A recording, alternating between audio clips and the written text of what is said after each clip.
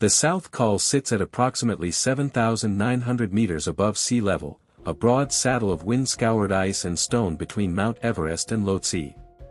In winter it is a place of constant movement. Snow does not settle for long. The jet stream descends without warning, pushing air across the col at speeds that can exceed 100 km per hour. Temperatures fall well below -30 degrees Celsius. Nothing grows there. Nothing remains unburied for long. The air holds roughly a third of the oxygen available at sea level. Breathing is deliberate. Walking is measured. Even standing still requires effort. The terrain is uneven, a mix of hard blue ice and fractured rock. Fixed ropes, when present, lie frozen into the slope. Abandoned tents sometimes emerge from the snow and disappear again within hours. In winter, expeditions are rare. The mountain is largely unoccupied. Camps that are crowded in spring stand empty. Above 18,000 feet, the human body begins to change. Sleep fragments. Appetite fades. Judgment can narrow. The South Col does not announce danger. It exists in a steady state of exposure.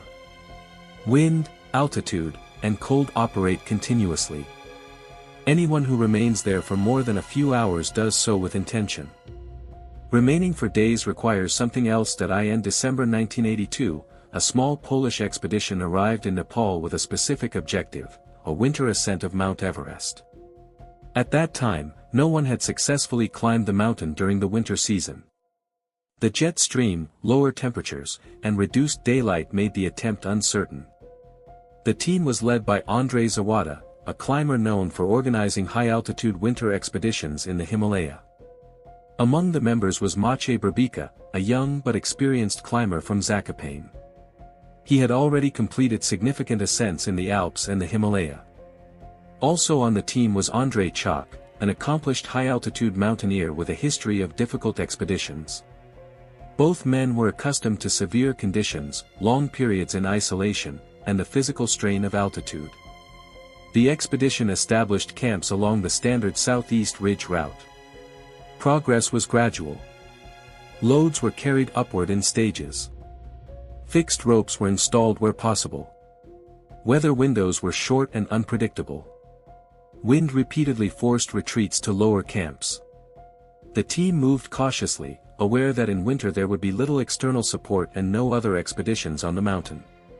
By February 1983, the climbers had reached the South Kernel. The altitude there is close to 7,900 meters, or approximately 26,000 feet. Above this point lies the final section of the mountain, often described as the death zone. Prolonged exposure at that height places severe stress on the body. Oxygen saturation drops. Recovery becomes limited. Decision-making can slow. On February 17, 1983, two members of the expedition, Krzysztof Wielicki and Leszek Syci, made the first successful winter ascent of Mount Everest. They climbed without supplemental oxygen, reaching the summit and descending safely. It was a historic achievement. After the summit success, attention turned to other objectives. Some members considered attempts on nearby peaks. Others focused on completing logistical tasks and descending safely. The expedition remained high on the mountain, operating between the South Col and lower camps.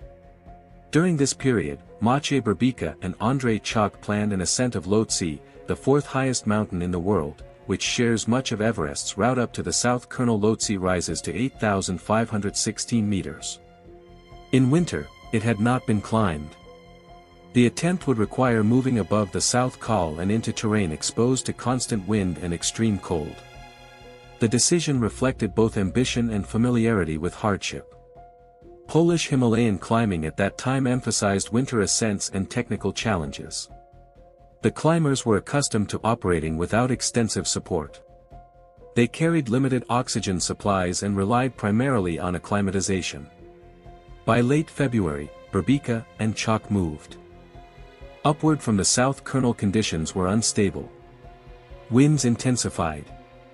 Temperatures dropped further. Communication between camps became irregular due to weather and equipment limitations. At high altitude, separation can occur quickly. A difference of pace or a brief delay at a fixed rope can create distance that is difficult to close. In winter, that distance carries consequences. The mountain did not change that day. The wind continued across the ridge. Snow shifted in small drifts. Tents at the south col remained anchored against the gusts. But above the col, two climbers were moving into thinner air, toward a route that offered little shelter and no margin for error. On February 24, 1983, Maciej Berbica and Andrzej Czok moved above the south col toward Lhotse. The route followed steep slopes of hard ice and wind-packed snow. Progress was slow. Each step required deliberate placement of crampons. The cold limited dexterity. Wind reduced visibility along the upper ridge. At extreme altitude, even small delays accumulate. Equipment adjustments take longer. Anchors require more effort to secure. Communication becomes brief and functional. The climbers advanced with limited oxygen and without the support of other teams nearby. As conditions deteriorated, their pace diverged. Berbica continued upward toward the upper slopes of Lhotse. Czok began to struggle with breathing and fatigue.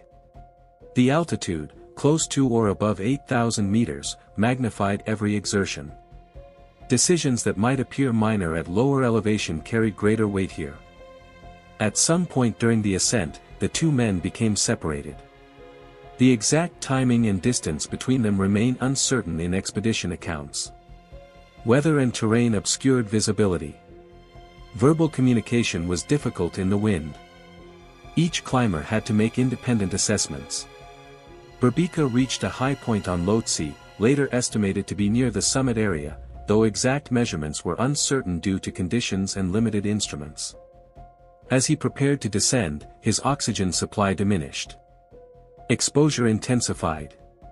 The descent demanded sustained concentration over steep ground. Meanwhile, Czok had turned back toward the south kernel. His condition was declining.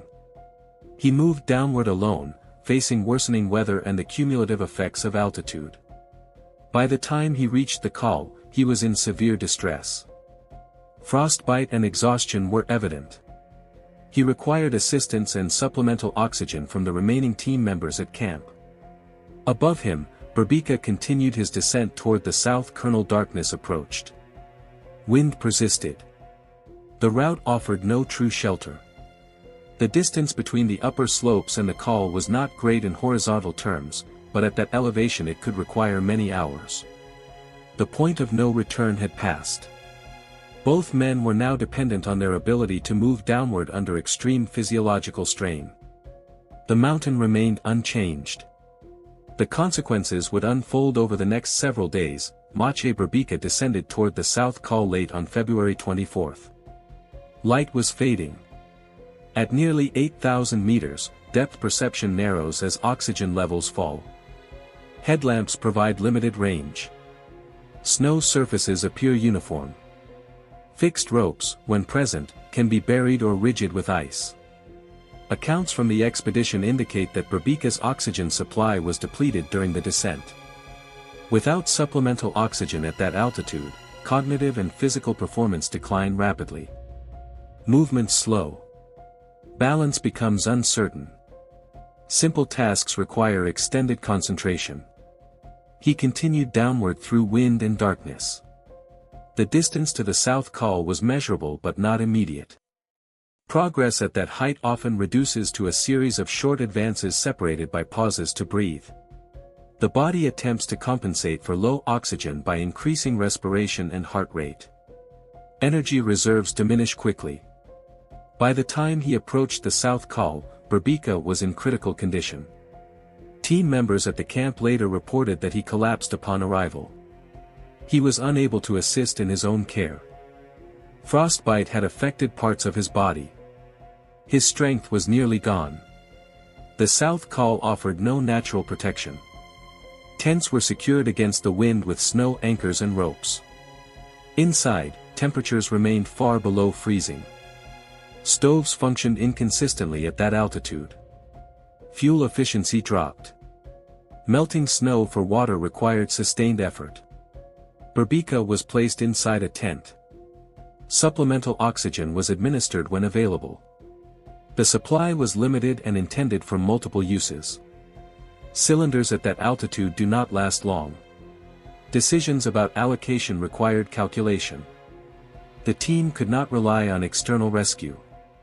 Helicopters do not operate at nearly 8,000 meters, especially in winter conditions. Any assistance would have to come from the climbers already present. During the first night at the South Col, Berbika remained semi-conscious. Hypoxia and exhaustion reduced his responsiveness. Frostbite injuries began to define themselves more clearly as circulation fluctuated. At extreme altitude, the body prioritizes core organs. Peripheral tissues receive less blood flow, increasing the risk of tissue damage. The following day, February 25, weather conditions remained unstable. Winds continued across the kernel. The team monitored Berbika's breathing and level of awareness. Fluid intake was minimal. Dehydration is common at altitude, intensified by dry air and rapid breathing. Even melting snow required time and fuel, both in limited supply. Descending immediately was not possible. Berbika could not move independently. Carrying a fully incapacitated climber from the South Col requires coordinated strength, stable weather, and fixed protection along the route. In winter, rope lines may be buried or damaged. Each meter of descent demands effort from multiple climbers, all of whom are themselves compromised by altitude. Time at the South Col extended beyond what is considered safe. The human body does not acclimatize indefinitely above 8,000 meters. Deterioration continues even at rest. Sleep provides limited recovery. Appetite often disappears. Judgment can narrow to immediate tasks. Berbika's survival during these first days depended on sustained intervention. Oxygen was administered intermittently. Warm fluids were attempted. His condition fluctuated. Periods of shallow breathing were followed by more regular patterns. Frostbite injuries remained severe.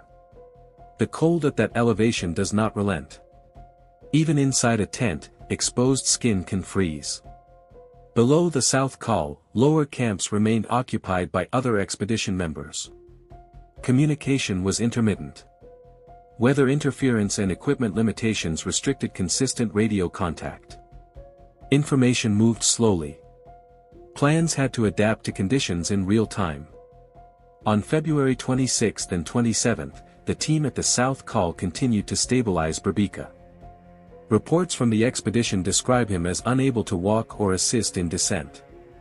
The decision to move him lower required coordination with climbers from below who would ascend to help. Each upward movement toward the col carried risk for the rescuers. At altitude, the line between rescue and additional casualty can narrow quickly. Every climber ascending into the death zone exposes themselves to the same hypoxic stress. The expedition had already endured weeks on the mountain. Supplies were finite. Weather windows were brief. By February 28, arrangements were made to begin lowering Berbika from the South Col when conditions permitted. The process would involve partial carries and controlled descents along fixed ropes. Progress would be incremental. The objective was not speed but continuity of movement. Throughout these days, Berbika remained at nearly 7,900 meters. 8 days would pass before he was fully removed from that altitude. During that time, his body endured sustained hypoxia, severe cold exposure, and limited nutrition. The environment did not shift in response. Wind persisted. Temperatures remained low. The South Col functioned as it always does in winter, indifferent and exposed. Isolation at that height is not defined only by distance from civilization. It is defined by the inability to leave without assistance. Berbika's survival during those days depended on the continuous effort of his teammates and on his own residual physiological reserves. Each hour required management of oxygen, fuel, and strength. The mountain offered no shelter beyond the thin fabric of a tent. Inside that shelter, the work of survival proceeded methodically. There was no certainty regarding outcome. Only the next task, and the next measured breath. By the 5th and 6th days of the South Col, the situation had narrowed to essentials. Oxygen cylinders were counted and recalculated. Flow rates were adjusted to extend supply. At nearly 8,000 meters, even a small increase in oxygen flow can improve clarity and breathing, but it shortens duration. Each decision affected the hours ahead. Fuel presented a similar constraint. Melting snow was the only reliable source of water. The process required constant attention to prevent stoves from failing in the cold. Dehydration compounded weakness. Without sufficient fluid intake, circulation worsens, increasing the severity of frostbite and reducing cognitive function. Berbeka remained largely unable to move on his own. Reports indicate that he drifted between limited awareness and exhaustion. Frostbite injuries had advanced. Fingers and toes are particularly vulnerable at that altitude, where blood flow is restricted and temperatures remain far below freezing. Rewarming is slow and incomplete in such conditions. The team monitored weather patterns, waiting for a window that would allow movement downward. Wind speed dictated feasibility. A strong gust at the wrong moment could destabilize both rescuers and patient on steep terrain. The descent from the South Col to lower camps involves exposed sections and fixed ropes that must be navigated carefully, especially when lowering an incapacitated climber. Time did not move evenly. Hours were measured by oxygen gauges and stove cycles. Night and day differed mainly in light. Sleep offered little restoration. Every member at the South Col was operating under sustained hypoxia. On the 7th and 8th days, preparations to descend became urgent. Remaining at that altitude was not sustainable. The objective shifted from stabilization to relocation. The only path forward led downward, one controlled section at a time. When the descent began, it proceeded in stages. Additional climbers ascended from lower camps to assist. Movement from the South Col required coordination along fixed lines leading down the Geneva Spur and toward Camp 3. Each section demanded anchoring, lowering, and repositioning. Berbeka could not stand without support. He was secured into a harness system and attached to ropes managed by teammates positioned above and below him. The rescuers were themselves operating above 7,000 meters, where oxygen levels remained critically low. Every adjustment of rope required precision. Mistakes at that altitude carry immediate consequences. As they moved downward, altitude decreased gradually. Even a descent of several hundred meters can improve oxygen saturation measurably. Breathing becomes less strained. Mental clarity can return in increments. However, frostbite injuries do not reverse with altitude alone. Tissue damage continues to declare itself as circulation shifts. Reports from the expedition indicate that the descent extended over multiple days. Weather interruptions slowed progress. At times the team was forced to halt and secure temporary shelter in lower camps. The work was repetitive: lower, stabilize, rest, reassess. At Camp 3 and below, the air contained slightly more oxygen, but conditions remained severe. Fixed ropes installed earlier in the expedition were essential. Without them, lowering an incapacitated climber through steep ice would have been impractical. The winter season meant fewer established lines than in spring ascents. Berbeka's physical state remained fragile. Frostbite affected his extremities. Prolonged hypoxia had left him profoundly weak. He required continued oxygen supplementation during parts of the descent. Dehydration and caloric deficit compounded the strain. For the rescuers, the effort represented cumulative exposure. They had already spent weeks on the mountain, carrying loads and establishing camps. Now they were required to exert additional strength to bring one of their own down safely. Fatigue layered onto fatigue. As altitude decreased toward base camp levels, physiological stress lessened. Breathing deepened. Appetite could begin to return. Yet the consequences of 8 days near 8,000 meters were already defined. Tissue that had frozen would not recover fully. Strength lost at that altitude would require extended rehabilitation. The final stages of descent moved from high camp to base camp, and eventually toward evacuation. At lower elevations, medical evaluation became possible. The period of isolation above 18,000 feet had ended, but its effects remained visible. The mountain resumed its winter pattern. Wind continued across the south kernel, snow covered traces of the rescue route. The camps were dismantled in time. The expedition prepared to leave. By early March 1983, Mache Berbica had been brought down from the highest camps to base camp. The 8 days spent near the South Col had concluded in gradual stages of assisted descent. At lower altitude, breathing stabilized. Medical attention could be administered with greater consistency. The frostbite injuries were severe. Several fingers and toes had sustained irreversible damage due to prolonged exposure and restricted circulation. In the weeks that followed, surgical intervention became necessary. Parts of his fingers and toes were amputated. Recovery required extended treatment and rehabilitation. The expedition itself concluded after completing its objectives and managing the emergency. The first winter ascent of Mount Everest had already been achieved. The attempt on Lhotse remained unfinished. The rescue of Berbica became part of the expedition's record, documented in Polish mountaineering accounts of the period. There was no public spectacle surrounding the descent. High-altitude climbing in the early 1980s operated largely outside global media focus. Reports circulated within mountaineering communities and through written expedition summaries.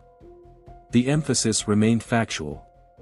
Berbica survived the isolation above 18,000 feet. The cost was physical and permanent. His return from the mountain did not mark an end to climbing. In later years, he continued to participate in Himalayan expeditions, carrying the lasting effects of frostbite injuries. The winter mountain remained unchanged. The South Col continued to receive wind from the jet stream. Camps would be rebuilt by future teams. The events of those 8 days became part of mountaineering history.